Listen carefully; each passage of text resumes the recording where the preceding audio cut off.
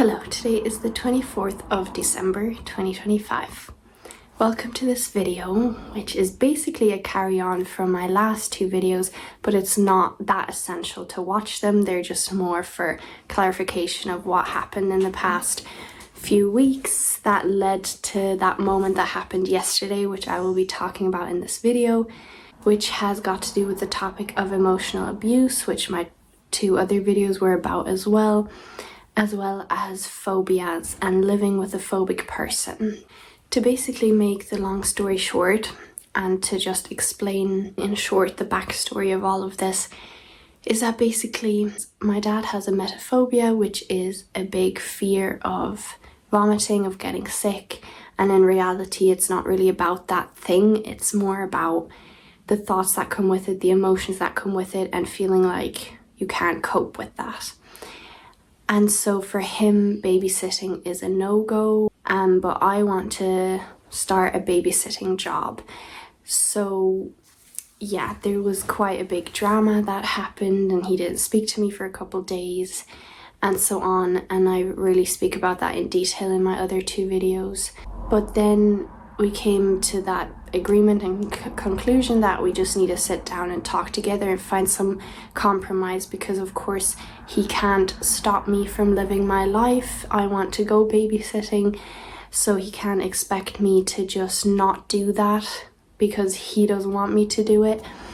But of course I want him to feel safe and not feel scared while I'm going babysitting. So I was like, let's find some sort of agreement, let's talk.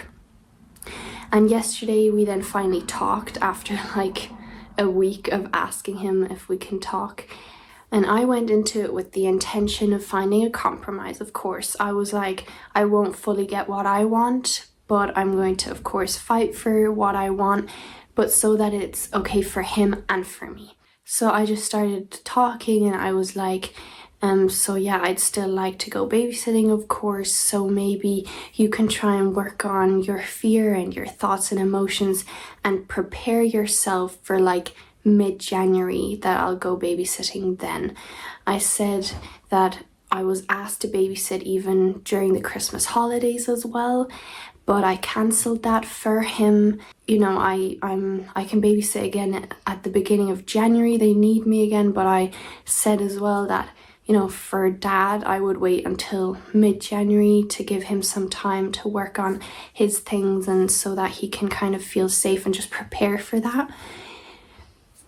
And I was okay with, you know, waiting a couple of weeks, even though I didn't necessarily want to. I wanted to go babysitting. I love it.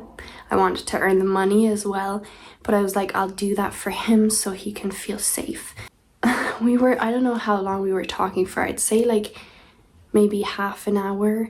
And throughout that whole time, my voice was calm. The way I'm speaking now, my voice was very calm. And my emotions were calm as well.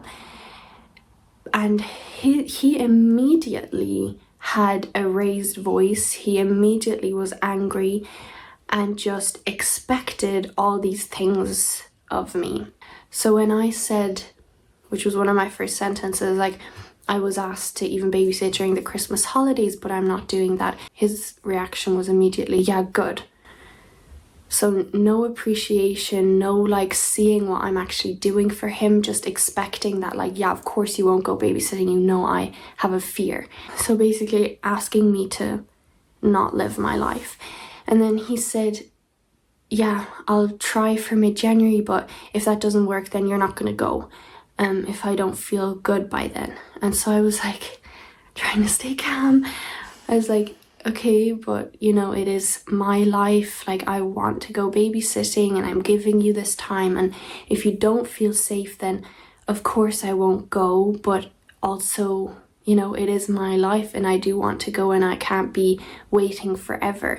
And his answer was just like, you're only gonna go once I allow you to go, once I say it's okay for you to go. That's only when you're gonna go.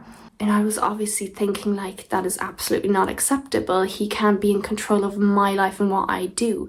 In reality, I can go babysitting tomorrow if I want to, and he has to deal with his emotions that come with that. It is not my responsibility. he has to deal with that then. He can't control other people's lives to make himself feel safe. Like, that's just crossing the line. He has to deal with his own emotions. As harsh as that may sound, but that is the truth. Everyone's emotions are their own responsibility. And like I said, obviously I don't want to disrespect him and things like that. That's why I was talking to him, trying to find a compromise so that he feels safe, doing everything I can so that he feels safe, as long as it doesn't come into my life and take away something I want to do or control something in my life. That's just crossing the line. That's not okay. So obviously while he was saying all those unacceptable things, I was really trying to stay calm and trying to point out to him, like, that's not how things work in life and that's not okay. Like, my life is my life and he can control that. And he was like, there's other things in your life. I'm not controlling your whole life. Like, of course you won't go babysitting when I don't want you to go. He just knows exactly what to say to put more salt in the wound and to really dig into your deepest wounds. So he was like, why don't you go back to school? And first I ignored that because I was still kind of speaking. I was then questioning, did he really just say that? Because I was still kind of speaking, trying to explain, look, I came here so that we can find a compromise. And that means that you don't fully get what you want and I'm already not getting what I want, but we need to work together. We're living here in this house together. And so he then kept saying, why don't you go back to school? And I'm like, I was really confused. I was like, what do you mean? That's not comparable. Like, you can't compare those two things. I'm not forcing him to go near people that are vomiting. Like, what? Because he knows, I had a really hard school time. It was horrible for me. I felt like I couldn't cope and I had no one, but I don't need to go into that. Basically, that's one of my deepest, traumas. And he basically was like, why don't you just go back to school then? Because he was basically saying that's what I'm doing to him. I'm not doing anything to him. I'm living my life. What could be compared is if I were to force him to go and be with people who are vomiting, then he can say to me, you go back to school. That's what can be compared, and I'm not forcing him to do anything. So that's the one and only time I had to hold back tears. Like, I was about to lose it and burst into tears, but I was just like, no, gotta stay calm now, gotta just get through this. But yeah, I couldn't believe the way he was treating me and what he was saying to me. Like, that was really emotional abuse and that was so unacceptable. Also, the same things he always says, like, you wouldn't do that if you really understood what it's like. Of course you would not go babysitting. Of course you would do that for me if you really understood me. And if you were really compassionate to me, of course you wouldn't go babysitting. That was basically the gist of it. There was definitely more said and more hurtful things, but I don't really want to go into it. And also, that's basically the gist of it, so you kind of get what happened and what was going on. So basically, in short, he was saying he controls my life. He tells me when I'm allowed to do certain things, and I just have to accept that, because otherwise I'm not being compassionate, otherwise I'm not being kind, otherwise I don't understand him, otherwise I'm a bad daughter, basically. He also mentioned that 17-minute voicemail that he sent me a couple days ago, which wasn't bad because he was actually speaking in a kinder way, unlike yesterday, explaining, what he was feeling and how he was scared and things like that. And I only sent back 1.5 minutes saying yeah, I understand that, and I'm sorry you're going through that, so maybe we should just talk, find a compromise, because I'd still like to go babysitting. That was my answer. And then he mentioned that yesterday, the only thing you had to say after those 17 minutes was that you still want to go babysitting. So obviously you didn't understand what I was saying. And I was just like, yes, I do understand. I understood every word you were saying, but your emotions are not my responsibility, and I'm not taking that on anymore, like I did all those years. like, I'm sorry for what you're going through, but still you can't stop my life. You can't control something that I want to do. I didn't reply more because that's not my responsibility. Anyway, like, when I then left the room, like, the last thing he basically said is like, yeah, oh yeah, he said, if I don't feel safe by mid-January for you to go babysitting, then you're not gonna go. You know, those things were what he said. He was just like, I'm gonna try, but if I don't feel safe, then I don't feel safe, and you just gotta deal with that, basically, is what he said. And so I then asked, like, okay, maybe then you could just give me some sort of proof that you really did try to make yourself feel safe, because this could have just been an excuse. He could have already decided that, like, no, I'm not going to allow her to go mid-January, because before that he was like, that's too short, that's not long enough. So I was like thinking, okay, he could have already decided in that moment yesterday that he's not going to allow me to go mid-January. So I was like, can I at least have some sort of proof to see that you really did try to get over it and didn't just decide, no, I'm not going to let her go anyway. And then, you know, his answer was obviously like, what, now you're trying to control me and control my life, blah, blah, blah. Which obviously I wasn't trying to do. And in retrospect, it may have sounded weird what I was asking, but I just knew, like, it's an easy excuse. Like, it's an easy excuse to just say, oh yeah, I tried, but I don't feel safe enough, so you're not going. It's an easy way for him to just control me, basically. So I didn't want that. So I was just like, is there some sort of proof? But of course he couldn't understand that either, and, you know, shouted at me, and yeah, wasn't at all trying to find a two-way street. It was just his way or no way. Yeah, so who can really work with that? So as I left the room, I had such an urge to say, like, such an urge, and I really had to hold it back, because I was just like, no, this is not helpful to say this. It's not going to help me in this situation at all, so I'm not going to say it. But I had such an urge to say, like, I really hope one day you wake up and see what you did to all of us and what you're doing and what you're expecting. I really hope one day you just wake up and see all of that. Because he is just so blind. He just cannot see all the things we're doing for him, how we're being there for him, how we're trying our absolute best to make him feel safe and to get him over his phobia. He just cannot see that, and he just expects us to do these things for him. No appreciation, no compassion towards us and what we might like in our lives, just expecting it. And if he doesn't get it, we're immediately the bad ones. We're immediately put down, we're immediately blamed. And it's just emotional abuse, like what happened yesterday. That's just not normal, and it's not okay. The way I was treated and what was said to me and what was expected of me. So I really left the room with that urge that it was like an itch. I really wanted to itch, but I just couldn't, because I knew if I would, it would make it even more itchy. So I didn't say it, and I was actually proud I was able to contain that and go into my room and immediately burst into tears. Just be like, wow, you know, like, what the hell? Like, the intention I had was to find a compromise, but he was not at all for compromise. He was like, it's my way or no way. It's my way or you're a bad person. So yeah. So I was really full of energy, full of like, I felt like there was something that just I really wanted to say, and I really wanted to just burst it out of me. Like, I really wanted to just get this all out. So I wasn't that aware of it in that moment while I was crying in my room, but I just really wanted to say something, not to him. But I then went into the living room where my mom was.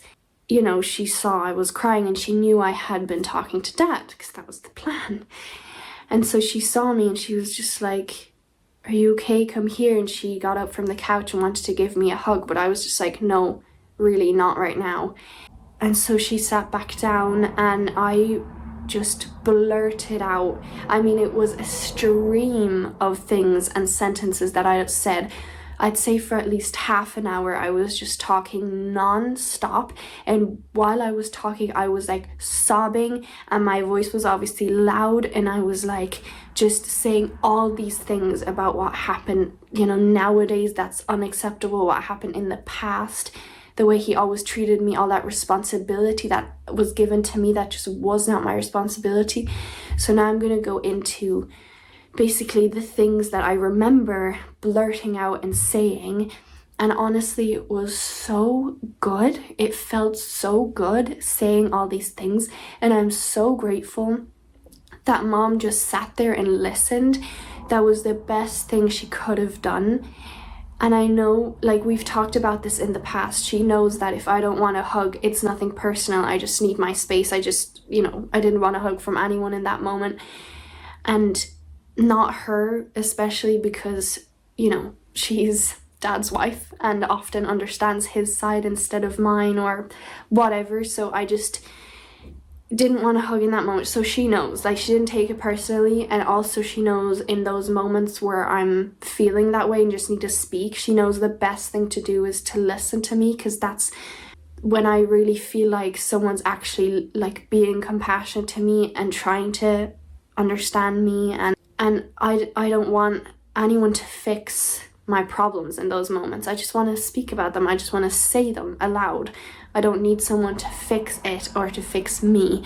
Also, another really good thing is that obviously I was feeling so much pain in that moment. I was like releasing all this emotional abuse that I felt over the years, and all that responsibility that was so heavy on my shoulder, which was not mine to carry. But the good thing is that I was able to feel pain without it burdening me. And that's such a difference between back then and now. Back then, whenever I felt pain and I had these breakdowns, it was so heavy on my chest, and it felt so painful, and it felt like it might be something I can never heal, I can never get out of again. And guys, believe me, you can. If it ever feels that way, you can heal, you can get out of it again. I did every time, even when I believed I can't or I couldn't. And now when I felt that like pain and that sadness, like really deep sadness and this burden, it didn't consume me. It didn't feel heavy. It felt so good. Being able to realize all these things and to let them out, and to be able to feel pain without it burdening you. Like, that's such a freeing feeling, and I love it. So yeah, when I came into the living room, one of my first sentences was, how can you be with someone like that? How can you be with someone who treats you like that, who speaks to you like that, who expects those things from you? I wouldn't stay a single day with someone who treats me that way. And I said, like, this heart of gold that you always see in him, that's not in him. I know he has good moments. I know he can be a good person in many situations, but in situations like that, there is no good in him whatsoever, and there is no, oh, deep down he's a good person. No, there is nothing like that in that moment. That does not exist. He's simply a bad person in that moment. He's simply horrible in that moment, and there is no excuses, because I was just so fed up with mom every time when they argue or when dad does something horrible. She just always says, oh, but deep down I know he's a good person. When have you ever seen that good person in those 20 years that you've been married? It's like she's just trying to hold on to this excuse and this hope that deep down he's a good person. But why wait for that for so long when he hasn't shown that in 20 years? Like I said, there is moments obviously where he's a good person, where he's a nice person, but in those moments, that's inexcusable. There's nothing good in him in those moments, and there's nothing that can be excused and explained away. And I said, you can listen to that 17-minute voicemail that he sent me a couple of days ago, and you can listen to it from my perspective, not from his, and to see how horrible it is for a daughter to receive a voicemail like that, making me responsible for his emotions and his thoughts, saying that he had, suicidal thoughts because I went babysitting. I'm so sorry he had that, and that is horrible. I had those too. I know what that's like, but I didn't make other people responsible for that. And he said that to me in a voicemail. And that is simply not my responsibility. All those emotions he felt, all those thoughts he had, that is not mine to deal with. That is not my burden to carry. That is not my responsibility. And years ago, when I was 15, 16, I would have taken all of that on. Felt like I needed to change. I needed to be better. I needed to fix it. That it's all my fault. But now I've learned that that is simply not my responsibility, and I'm not taking that on anymore. If he has suicidal thoughts, obviously I want to do everything so he doesn't kill himself, obviously. But those are not mine to fix. Those are not responsibilities that he can just give me, hand to me. I said that I'm done taking on responsibility for others' emotions. That's what made me sick so many years ago. That's what made me mentally ill. Everything he said to me in that voicemail is simply not my problem. As harsh as that may sound, simply not my problem. What other people go through, their thoughts and emotions are not my problem. Simply not. Again, that doesn't mean I get to disrespect him, I get to do horrible things to him and he has to deal with that, and no. But if I'm just living my life, and if he has suicidal thoughts, that's his problem, not mine.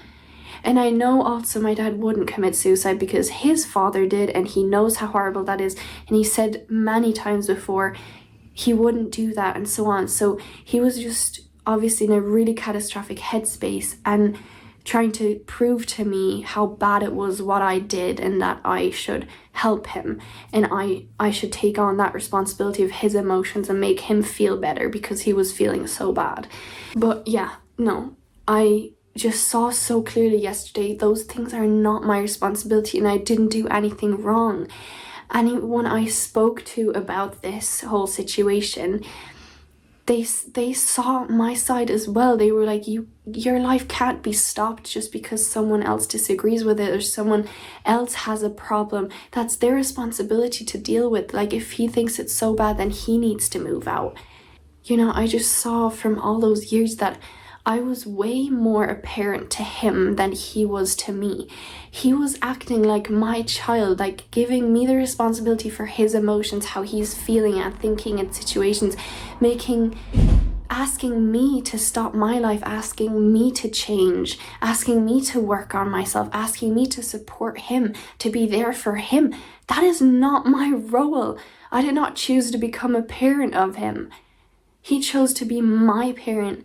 And he wasn't a parent like I was to him for those years. When I was a kid, yeah, he was a good parent. I don't remember having many bad experiences with him, but as soon as I was a teenager and wanted my own life and my own opinions and had my own problems and my own thoughts, that was a no-go to him when he couldn't control me anymore and I disagreed with things he thought.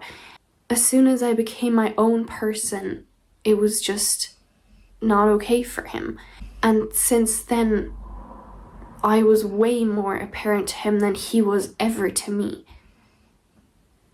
And the things he expected of me as his daughter, that's something that you can expect off of your parents. Parents are supposed to support you, be there for you, help you. He's not. I'm not supposed to do that for him, and I don't want to. So I was so done taking on responsibility for other people. And I said as well, I'm giving him until mid-January, and if I feel like it then, that I want to give him more time, then I will. But if I don't feel like it, then I won't. And if it's not acceptable for him then to allow me to go babysitting, if he hasn't worked on it and hasn't gotten better, then I'm moving out. We have a piece of land that I can move to. I can stay there. There's accommodation. I can stay there. And I was just like, if this isn't fixed by mid-January, and if I don't feel like I want to give him more time, then I'm moving out. And I'm dead serious. I still mean that. I'm dead serious. I don't have a problem moving out and living alone. I lived alone in Spain for many months this year and even last year as well. I can do that. And also it's just literally 2 minutes by car from my parents' house. So, you know, that's an option I have, and I don't need to live with someone who just wants to control me. So yeah, that's definitely something I'm going to be thinking about. And I was saying to her as well, like, I know I'm in a really catastrophic headspace right now. And she said, Leona, you don't have to apologize for anything, which was really nice as well. But I was just like, I know I'm in a really catastrophic headspace right now, but a lot of what I'm saying is true, and it's coming from a place, you know, from those years of emotional abuse and what happened now, and you know, that responsibility I always took on. Like, it's coming from a place that's true, and I just wanted her to not just ignore, not just think, oh, Leona's just having a breakdown moment, blah, blah, blah. It was like, no, I wanted her to really see that this isn't just a small thing. This is a very big thing. Not a big thing in the sense, you know, that it's unsolvable and, you know, that I will never be able to heal, blah, blah, blah. No, just it's a big thing, and it's not acceptable what happened and what was going on. It was many years of like trauma that came out in that moment. Yeah, I said so much more. I really wish, like, in those moments, I just wish like someone was recording, you know. I wish that I could just show you guys, first of all, that conversation I had with Dad, and then that, you know, outburst I had in front of Mom, because it's so important. And there's obviously also quite a lot of proof that he's the one who's not acting right in these situations because he has a mental illness. That's the biggest proof.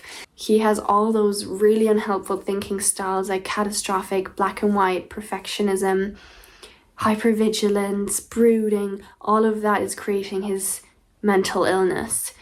And all of that proves that he's the one who's not seeing things straight. And those are two things I also said to Mom, actually. The fact that I'm going babysitting is not creating his emetophobia, is not making his emetophobia worse. It has nothing to do with that. What happened right there yesterday when I was speaking to him, the way he was speaking, the way he was treating me, what he was thinking, what he was saying, those are the things that create his emetophobia. He is making himself so sick by doing exactly what he did yesterday, and that is completely on him, not on anyone else. And I also said, I'm done being this compassionate, perfect person who always wants to try and fix everyone and fix everything and make everything good for everyone. I'm done being that perfect child for Mom and Dad, trying to always please them, and as soon as I do something that's out of line for them, I was talking more about Dad, for Dad, then I'm immediately worthless. I don't understand him. I'm not compassionate enough. I'm mean. I'm a bad daughter. I should be better. As soon as I do something he disagrees with, something I want to do but he doesn't want me to do, I'm immediately the worst person. And I'm done trying to be that perfect person. I was trying to please him. It's so exhausting. And the thing is, it's so freeing realizing it's my choice if I want to be perfect for my parents or not. And I don't want to anymore. I tried so many years and it made me so sick. And the thing is, with him, you never, ever can be a perfect person. For him, you never can do everything right. It's always something that you're doing wrong. So anytime you try and be a perfect person, you just fail. And because I was such an extreme perfectionist, failure for me was so catastrophic. It was like, no, that cannot happen. I cannot fail. And so every time I was trying to please him, I failed, because for people like him, you cannot be perfect. You can never be good enough. So I failed miserably every time. And that just made me sicker and sicker and sicker, because I just felt like I was the worst person who just cannot achieve anything. I cannot be good enough for my parents. Like, what a horrible person I am. And it's so freeing realizing the pressure I put on myself that I am now not putting on myself anymore. I do not want to be perfect for him. I don't. It's okay if he doesn't think I'm compassionate enough, if he thinks I'm a mean daughter. Let him think it. Let him think it. I'm done playing that game. And another thing I said to Mom is like, I really, really hope one day he wakes up and he sees all the things he did to us and said to us, all the things he expected of us, how he treated us. I really hope one day he wakes up and sees all of that. And I didn't want him to wake up and then blame himself and feel like the worst person ever. I just want him to fucking wake up and see it. Just see it. Admit it. Get over it and be nicer. That's all I want. I don't want him to beat himself up and go through years of trauma because of what he did. But I want him to just finally see it. See what he's doing. See what he's expecting. Because that's not normal. That's not what most parents expect or should expect. How they should treat their kids. My mom doesn't do that. So it's not normal, and it's not okay, it's not excusable, and he just cannot see it. He is so blind. He thinks that that's okay. He thinks that that's normal. He thinks that that's the way to go. It's not. And obviously he can't see it because of his mental illness as well, because of those unhelpful thinking styles that make his reality seem so real. But it's not. Anyone who's a healthy person can see that it's not. And those are exactly the things that are making him sick. So I was just like, oh my God, I cannot wait for the day he wakes up. I cannot wait. I just saw how we're all playing into his game of emetophobia. All those small things that seem small but in reality are big. The fact that, like, for example, he doesn't turn off the light himself. He wants us to do it, or he asks us to open the door for him because, he's scared of touching those things in case he catches some germs that can make him sick.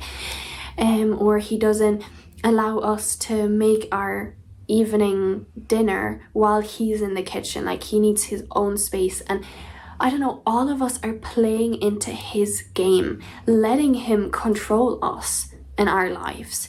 I do get, of course, that for us, those things aren't really a big deal. It's like, okay, I'll turn off the light for him. Okay, I'll just wait 5 minutes before I make my own dinner. I get that it's not a big thing for us, and obviously it's really kind that we're, giving him his space. But at the same time, what we're doing in reality is showing him, yeah, your phobia is scary. Touching that light switch is scary for you. You could catch germs. That's what we're showing him. So we're playing into his game in that sense, and also in the sense that we're allowing him to control us. So all this time, we're allowing him to just tell us what to do without even challenging him or questioning him, being like, you can do it yourself. No, I want to close the door now so you can open it whenever you're ready. We've been showing him that controlling us is okay. And I mean, for those small things, maybe it is okay. But then it goes to the bigger picture where he thinks he can control these big things in our lives. He can literally dictate when we're allowed to do certain things in our lives. And that is not okay. You know, those things are not okay. So I was just like telling Mom how we're just playing into his game the whole time. We're not actually doing him any service, even though he might be thinking that, but it's in the end, it's not. It's making his phobia worse, playing into all these games, into all these things. And for now, maybe we can continue that as long as it's not a big burden for us. But I just saw, like, we're playing into his game, and the fact that Mom as well really stopped her life for him. She wanted to move to Spain and start a teaching job there, and he didn't allow her to do that, and she really didn't then, even though it's been her dream now for almost 2 years. The fact that she stopped that showed him he's allowed to control us. He's allowed, and he can control us, you know. And I get that, you know, everyone can make their own decision. If you want someone else to control your life, yeah, sure, that's on you, like, go ahead. But then, you know, it comes to me then, and I'm not gonna allow anyone to control my life. Like, are you kidding? So yeah, I don't know, a lot of things Mom did just showed him he can do that with people. And it's just like, no, you can't. In the real world, you can't. In your sick mind, in your mental illness, maybe you can. It seems like you can, but you can't. You can't. It was so funny how I used to always think, oh, my family is so perfect. Like when I was younger, when I was a kid, I was just like, my family's so amazing. We're so perfect. We're really connected. We're different to other families, things like that. And it's true. All of that is true, except for the part that my family is perfect and that we get along so great and we're just so healthy and we're such a good dynamic. Absolutely not. The older I get, the more I see all these things that went wrong, all these things that just were not okay. And obviously there's other things that were amazing, you know, and it is true that my family is different. Like, if I do compare to other people in other families, we are different. We have a different connection with each other. We always fight for each other. We always try and understand each other. And after whatever happens, we get together again. There is something special in us, I know that, but we are far from being perfect. We are far from a healthy family. It was really interesting to see that yesterday as well, that believing all these years how lovely it is, and now just seeing all those things as well that just simply weren't lovely, all those things that weren't okay, and that my mom excused for so many years, and then I was also used to just excusing those things and being like, oh, that's okay, that's normal, or like, you know, Dad is he's just sick, or he's just so traumatized, he's just so hurt, trying to excuse all of that. And now just seeing that's not an excuse, that's not okay. Yeah, really getting out of that automatic rhythm of thinking that I was in, that I was taught. You know, I was taught by my parents, you know, these things, and as a child you just, you know, adapt to that, you believe it, you just live that way as well then. But the older you get, you know, you have a choice more and more, like how you want to see things, how you want to live. And it's so important to question your parents, even if in the end it turns out you do actually believe the same thing and you think that's okay for your own life as well, and you know, it's helpful. It's really important to just ask, look, is this helpful or is it not helpful? Is this belief a good belief, like a helpful belief that helps me thrive and live a good life, or not? So it's really important when you reach that stage in adulthood, or when you're a teenager. I reached that stage pretty early because I was very mentally ill, to really question your parents and what they did and what, you know, what beliefs they have and how they treated you, how they brought you up, you know, what they taught you. It's so important to question it so that you can really clearly see what you want for your own life. That you don't just automatically keep living that way for the rest of your life and then, you know, keep bumping into all these hurdles because of something you were taught to do, that wasn't actually your choice. You were just taught by your parents. So now it's up to you to make your own choices and see what you want to believe, what you want to continue on.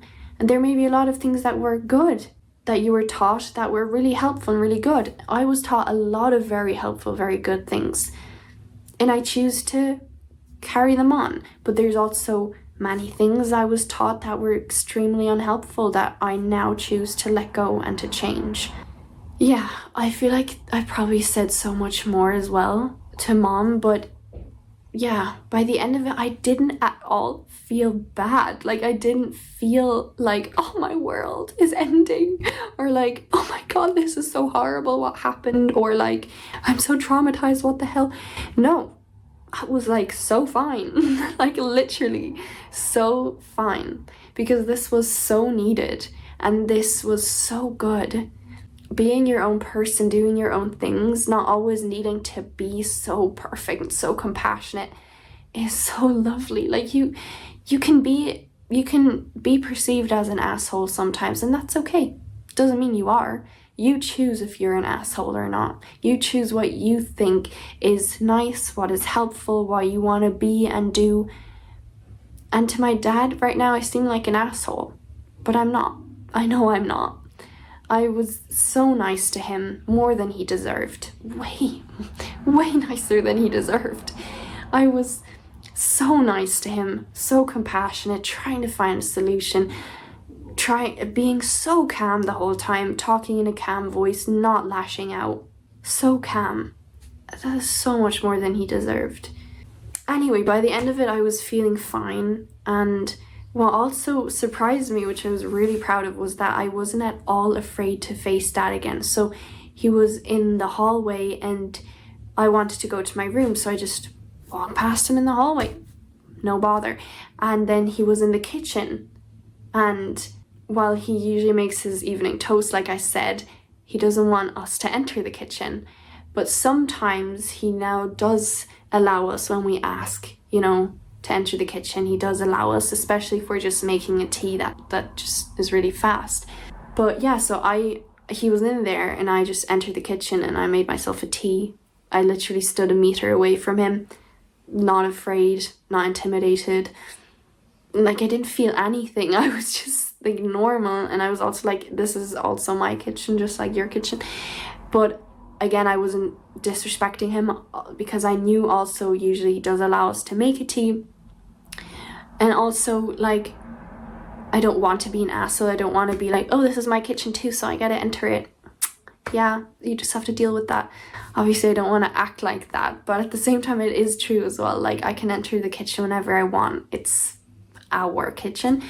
Yeah, it also comes down to the way he says it. Like, if he's being kind and he's like, can you please just not enter the kitchen while I'm making my bread? It just kind of scares me, like, I would much rather do that for him then. Whereas the way he usually speaks, which is, don't enter the kitchen, I'm in here, you have to wait.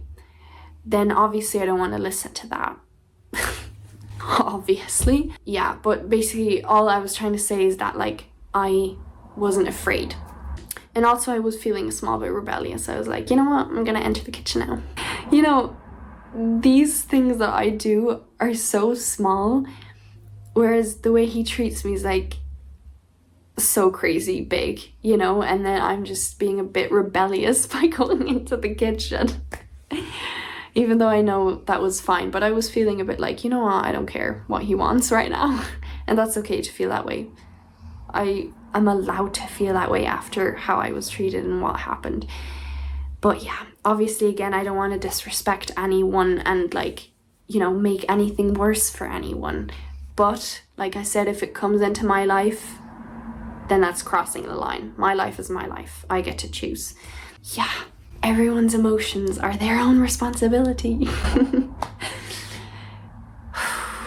Wow. Yeah, crazy. Yeah, I learned a lot, and it was really nice. Like, obviously it was really crazy, painful, hurtful as well, but it was nice. Like, it was not a burden. I hope this could help anyone in any way. Maybe there was one or two things you learned from this, something that maybe you can change in your thinking that can make you feel better and more powerful in your own life. Yeah, I know these are also quite heavy topics and everyone deals with it differently. Everyone has a different past as well. Yeah, I'm doing this because it really helps me to speak, to document this. It's also really interesting to in a couple of years look back on this. And why I'm doing these videos, why I'm making these videos is because I want to help anyone who's going through similar, or anyone who's interested in any of this, anyone I can inspire, anyone I can help. That's just, yeah, my heart goes out to anyone who wants it. So yeah, thank you very, very much for watching. Take care. Have a lovely Christmas. This is going to be out way after Christmas, but today's the 24th, so tomorrow is actually Christmas. But yeah, I hope you had a lovely Christmas, and I hope 2026 is gonna be an amazing year for you, where you get to learn loads of things about yourself. Thank you very much for watching. Take care. Bye.